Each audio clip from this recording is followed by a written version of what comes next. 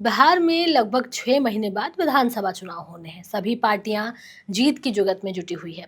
इसी बीच बिहार में एक बड़ा फेरबदल देखने को मिल रहा है। कांग्रेस पार्टी ने अखिलेश सिंह को राज्य की कमान छीनकर राजेश राम को बिहार कांग्रेस का नया अध्यक्ष बना दिया है। दलित समाज से ताल्लुक रखने वाले राजेश राम कुटुंबा विधानसभा सीट से विधायक हैं।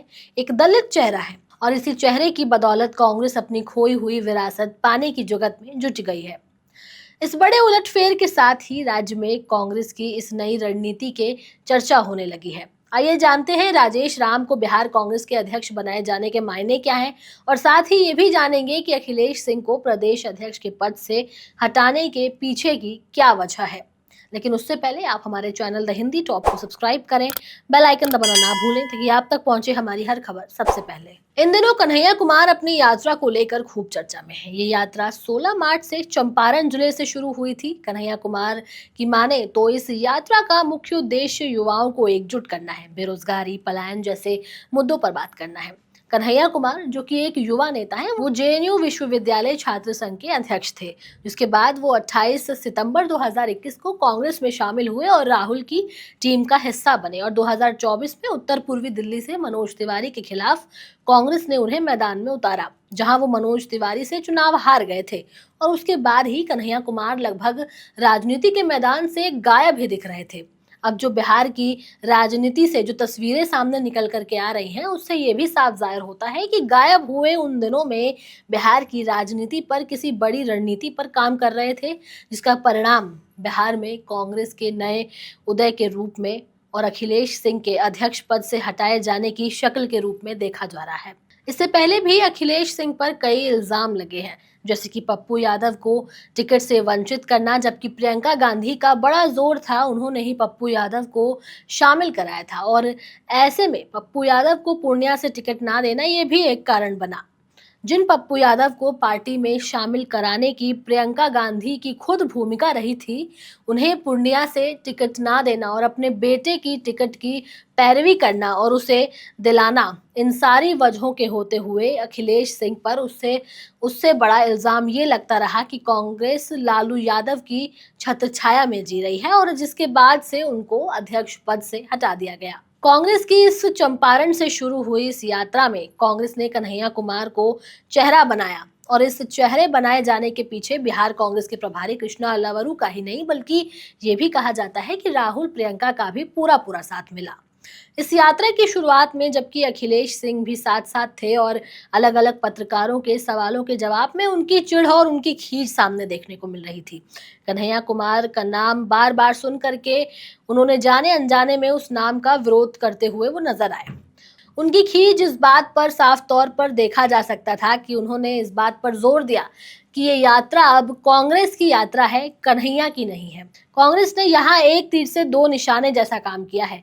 अखिलेश सिंह जो खुद एक भूमिहार समाज से आते हैं, उनकी जगह पर एक दलित चेहरे को ला करके खड़ा कर दिया है और जो दलित समाज नीतीश कुमार के साथ ज्यादा इंटैक्ट माना जाता है, वही कन्हैया कुमार भी उसी भूमिहार जाति से आते हैं। जो जिस तरह से दलित वोट बैंक को साधने के लिए दलित अध्यक्ष बनाया गया है, उसी तरह से अखिलेश प्रसाद को हटाए जाने से भूमिहार समाज ना नाराज हो, इसलिए कन्हैया कुमार के हाथों में भी लीडरशिप दे दी गई है। कुल मिलाकर कांग्रेस अगड़े और पिछड़े दोनों ही जातियों को एक प्लेटफॉर्म पर लाकर खड़ा करने की पुरजोर कोशिश कर रही है। ऐसे में अब ये भी कहा जा रहा है कि अखिलेश सिंह कांग्रेस के कम आरजेडी के ज्यादा दिखते थे और वो आरजेडी सुप्रीमो लालू प्रसाद यादव के करीबियों में से एक जाने जाते थे।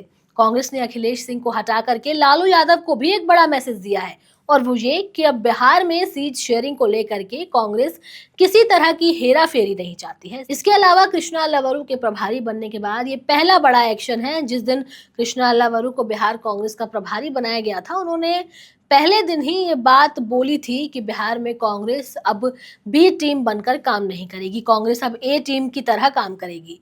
ये बड़ा संकेत कृष्णा अल्लावरू ने आरजेडी को पहले ही दे दिया था और ये भी एक वजह है कि अखिलेश सिंह की पार्टी से दूरी और लालू यादव के करीबी होने की वजह से उनका पत्ता कटा। चलिए अब हम आपको राजेश राम के बारे में थोड़ी जानकारी दे देते हैं। राजेश राम औरंगाबाद के कुटुंबा से 2 बार कांग्रेस के टिकट पर विधायक बन चुके हैं।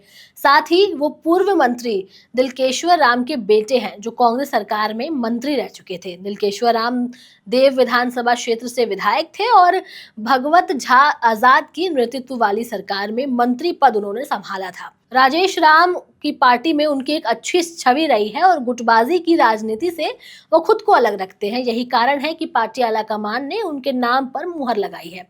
अब ये भी कहा जा रहा है कि राजद कांग्रेस को ज्यादा सीट देने के मूड में नहीं है और सीट शेयरिंग को लेकर के आरजेडी और कांग्रेस में आने वाले समय में खींचतान देखने को मिलेगी और कांग्रेस अब ए और बी टीम नहीं बल्कि बराबरी करते हुए दिखेगी। पहले ऐसा माना जाता था कि बिहार में कांग्रेस के प्रदेश अध्यक्ष का फैसला खुद लालू यादव ही किया करते थे, लेकिन अल्लावरू के आने के बाद से ये तय हो गया कि पार्टी अब अपने दम पर ही चुनाव लड़ेगी, न कि आरजेडी के नाम की बैसाखी पकड़कर। अब ये तो हर कोई जानता है कि बिहार में जाति वाली राजनीति बहुत देखने को मिलती है। पिछले दोनों प्रदेश अध्यक्ष मदन मोहन झा और अखिलेश प्रसाद सिंह दोनों अपर कास्ट से आते थे, जबकि राजेश राम दलित समुदाय का प्रतिनिधित्व करते हैं। ऐसे में दलितों को ध्यान में रखते हुए कांग्रेस ने ये पासा फेंका है। अब देखने वाली बात यह होगी कि बिहार कांग्रेस के नए प्रदेश अध्यक्ष के नेतृत्व में किस तरह से चुनावी रणनीति पर काम होता है और आने वाले समय में कांग्रेस का प्रदर्शन कैसा होता है, इस पर भी नजर रहेगी।